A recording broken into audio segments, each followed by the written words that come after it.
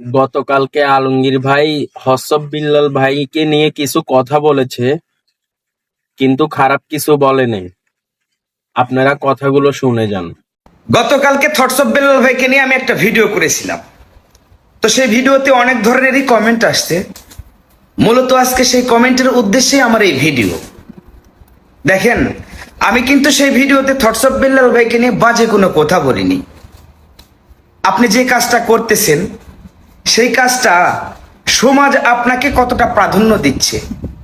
দেখেন, যেমন আমরা প্রতিবাদী ভিডিও করি, আমরা লক্ষ্য করি যে আমাদের ভিডিওতে কত পার্সেন্ট মানুষ আমাদের পক্ষে আছে, কত পার্সেন্ট মানুষ আমাদের বিপক্ষে আছে। যদি দেখি আমার কোনো ভিডিওতে 80% মানুষ বিপক্ষে আছে আর 20% মানুষ আমার পক্ষে আছে, তাহলে আমি ওই প্রফেক্টটা বাদ দিয়ে দেব, আমি ওই লজিকে কোনো ভিডিও তৈরি করব না। আর যদি দেখি আমার সেই ভিডিওতে 80% মানুষ আমার পক্ষে আছে, 20% মানুষ আমার বিপক্ষে আছে, তাহলে আমি কখনোই সেই ভিডিও বাদ দেব না। আমি সেই কোয়ালিটির ভিডিও সবসময় তৈরি করে যাব।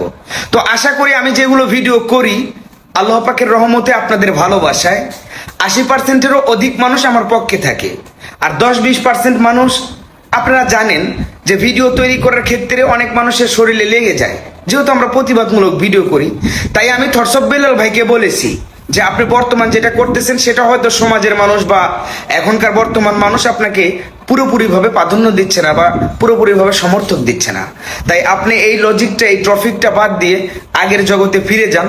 আপনাকে মানুষ যেভাবে ভালোবেসেছে আর ভালোবাসে, ঠিক সেভাবে আপনি একজন ভালোবাসার মানুষ, ভালোবাসার জায়গাতেই থাকেন। তো আসলে আমি এই কথাটা কিন্তু খারাপ কোনো কিছুই বলি নাই থটস অফ বেলাল ভাইয়ের উদ্দেশ্যে।